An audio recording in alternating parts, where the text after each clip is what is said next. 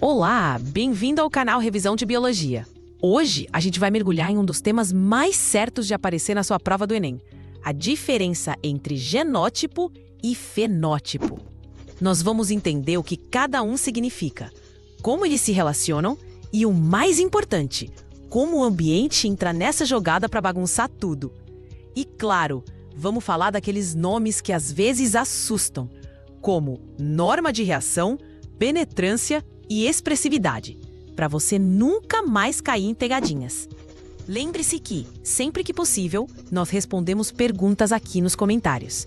Então, se alguma dúvida pintar durante a explicação, ou se você tiver algum exemplo legal para compartilhar, escreva aqui embaixo.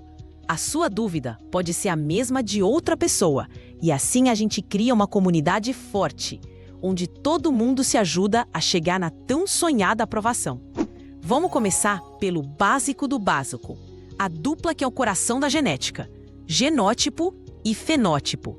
Pensa assim, o genótipo é como se fosse a receita de um bolo que está escrita num livro. É o conjunto de instruções, o código genético que você herdou dos seus pais. É a sua constituição genética, os seus alelos. Quando a gente fala em azão-azão, azão-azinho ou azinho-azinho, estamos falando do genótipo. Ele é o plano, o projeto, a informação que está lá, guardadinha no seu DNA. Agora, o fenótipo é o bolo pronto. É a característica que a gente consegue observar, seja a olho nu ou através de exames. É a cor do seu cabelo, a textura do seu fio, a cor dos seus olhos, sua altura, o seu tipo sanguíneo. Até mesmo uma doença, como a hemofilia, é um fenótipo. O fenótipo é o resultado da expressão daquela receita, daquele genótipo. Então, de forma bem direta, genótipo é a informação genética e fenótipo é a manifestação dessa informação. Parece simples, né? E a base é essa mesma. Mas agora vem o pulo do gato, a parte que o Enem adora explorar. Seria muito fácil se a equação fosse só genótipo igual a fenótipo. Mas a biologia é bem mais interessante que isso. A verdadeira fórmula é: genótipo mais a influência do ambiente é igual ao fenótipo. O ambiente aqui é tudo o que não é genético. Sua alimentação, o lugar onde você vive, os seus hábitos, a exposição ao sol e por aí vai. Vamos usar um exemplo que todo mundo conhece: o bronzeado. Uma pessoa pode ter genes, um genótipo, que determinam uma pele bem clara, com pouca produção de melanina. Esse é o potencial genético dela. No entanto, se essa pessoa passa as férias inteiras na praia, tomando sol, o que acontece? A pele dela escurece, o fenótipo cor da pele foi alterado.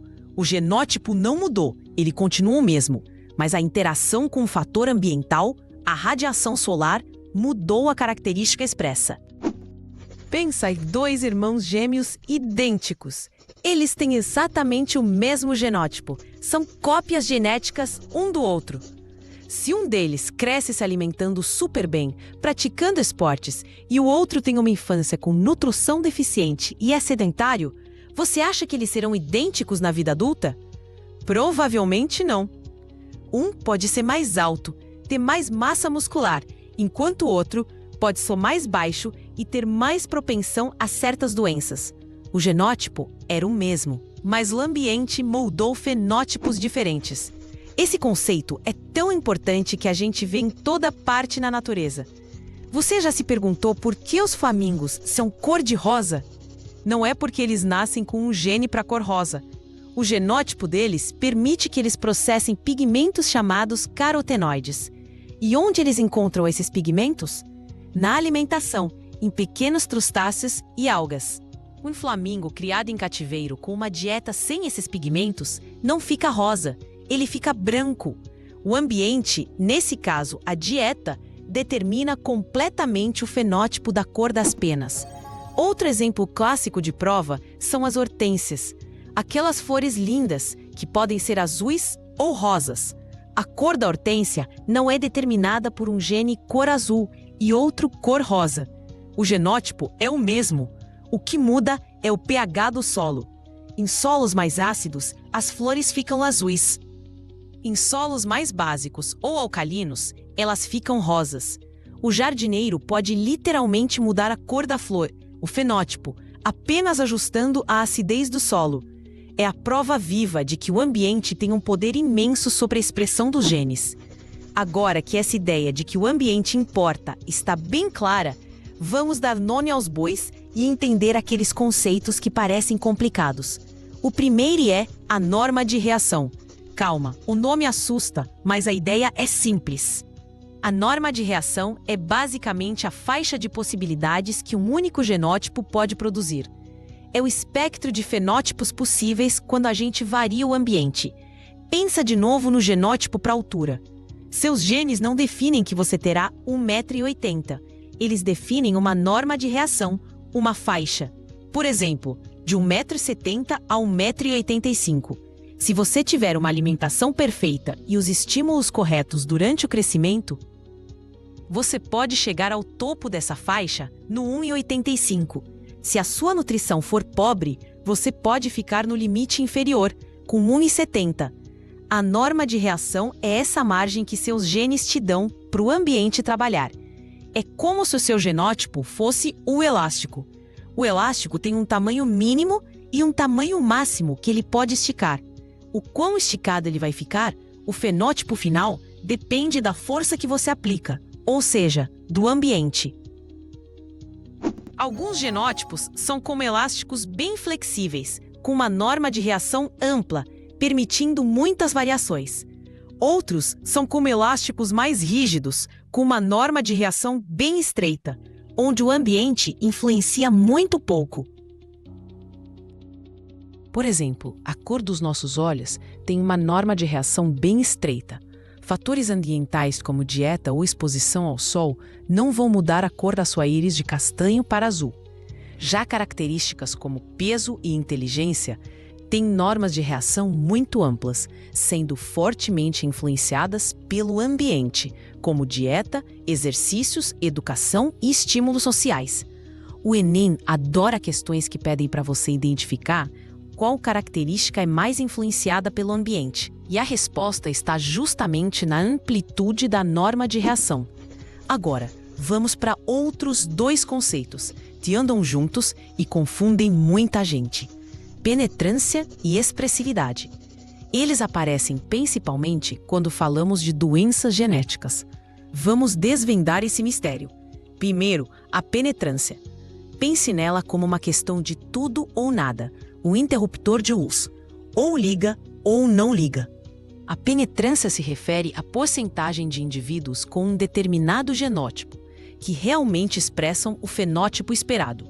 Se um gene tem penetrância completa, ou 100%, todo mundo que tiver aquele gene vai manifestar a característica. Simples assim. O tipo sanguíneo, por exemplo, tem penetrância completa. Se você tem o genótipo IZinho, você vai ter sangue tipo O. Não tem meio termo. Mas, e quando a penetrância é incompleta? Aí a coisa fica mais interessante. Isso significa que uma pessoa pode ter o genótipo para uma característica, mas não manifestá-la. Por exemplo, a polidactilia, que é a condição de ter dedos a mais nas mãos ou nos pés. Ela é causada por um alelo dominante. Só que nem todo mundo que herda esse alelo dominante desenvolve dedos extras. A gente diz que esse gene tem penetrância incompleta. Imagine que em uma população, de cada 100 pessoas que têm o gene da polidactilia, apenas 80 delas de fato têm dedos a mais. Nesse caso, dizemos que a penetrância do gene é de 80%. Os outros 20% têm um gene defeituoso, podem até passá-lo para os filhos, mas eles mesmos têm um número normal de dedos. É como se o interruptor genético deles estivesse emperrado na posição desligado. Por quê? Pode ser pela influência de outros genes ou de fatores ambientais sutis que a gente nem sempre consegue identificar. Entendido a penetrância como um sim ou não? Ótimo! Agora vamos para a expressividade. Se a penetrância é o interruptor, a expressividade é o dimmer, aquele botão que controla a intensidade da luz.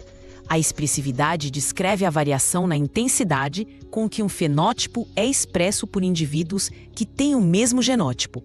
Ou seja, entre todo mundo em que o interruptor ligou, a luz pode estar mais forte ou mais fraca. Vamos voltar ao exemplo da polidactilia. Entre as 80 pessoas que manifestaram a característica, a expressividade pode ser variável. Uma pessoa pode nascer com um sexto dedo perfeitamente formado na mão, com osso e unha. Outra pessoa com o mesmíssimo genótipo pode ter apenas um pequeno apêndice de pele, uma bolinha de carne no lugar. E uma terceira pode ter dedos extras nas 2 mãos e nos 2 pés. O genótipo é o mesmo, a característica apareceu em todos. Mas o grau, a intensidade, a forma como ela se manifestou foi diferente. Isso é expressividade variável. Outro exemplo clássico é a neurofibromatose, uma doença genética que causa o aparecimento de tumores na pele. Pessoas da mesma família, com o mesmo gene para a doença, podem ter manifestações muito diferentes. Um parente pode ter apenas algumas manchas discretas na pele, conhecidas como manchas café com leite. Outro parente pode ter centenas de tumores. Os neurofibromas espalhados pelo corpo todo. A penetrância foi completa em ambos, pois a doença se manifestou. Mas a expressividade foi extremamente variável, de leve a severa. Então, para não confundir nunca mais na prova, penetrância responde à pergunta: o gene se manifestou? Sim ou não? Expressividade responde à pergunta: ok, ele se manifestou, mas como? Com que intensidade? A penetrância é um conceito de população, uma porcentagem. A expressividade é um conceito individual, o grau da manifestação. Vamos pensar numa analogia fora da biologia. Imagine que uma empresa de software lança um programa, o genótipo. A penetrância seria a porcentagem de computadores que, ao instalar o programa, conseguem fazê-lo rodar. Se de 100 computadores, 95 rodam o programa, a penetrância é de 95%. Nos outros 5, por alguma incompatibilidade, ele simplesmente não abre. Agora, a expressividade. Nos 95 computadores em que o programa rodou, ele pode funcionar de maneiras diferentes. Em um computador superpotente, ele roda liso, rápido, com todas as funções, expressividade alta.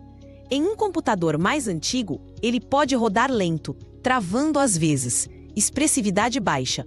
O programa é o mesmo, mas sua performance varia. Sacou a diferença? Então, como o Enem pode cobrar isso? Geralmente, a prova apresenta um texto ou um heredograma descrevendo uma família com uma doença genética. O enunciado vai dizer algo como: a doença é causada por um alelo dominante, mas o avô, mesmo possuindo o alelo, nunca manifestou sintomas, enquanto seu neto, que herdou o mesmo alelo, possui a forma mais grave da doença. Aí, a questão pergunta quais fenômenos genéticos explicam essa situação. A resposta seria: o fato de o avô ter o gene e não manifestar a doença é um caso de penetrância incompleta. Já a diferença de gravidade dos sintomas entre os membros da família que manifestam a doença é um exemplo de expressividade variável. Saber diferenciar esses 2 conceitos é crucial para garantir aquele ponto que pode fazer toda a diferença. Para fechar nosso raciocínio, é importante entender que todos esses conceitos estão interligados. A expressão de um gene é um evento complexo, quase nunca é uma via de mão única. O seu fenótipo, o que você é hoje, é um mosaico construído com as peças do seu genótipo, que é a sua base, e as cores e texturas do ambiente que moldam e pintam essa base ao longo da sua vida. A norma de reação define os limites do que o ambiente pode fazer. E para alguns genes, a penetrância e a expressividade adicionam ainda mais uma camada de complexidade. Determinamos se a característica vai sequer aparecer e, se aparecer, com qual volume. A genética não é um destino carimbado na pedra. Ela é um conjunto de potencialidades. E a vida, com suas experiências, alimentação e escolhas, é o que vai definir quais desses potenciais se tornarão realidade. E é exatamente essa interação fascinante que as provas de vestibular, e principalmente o Enem, querem que você entenda.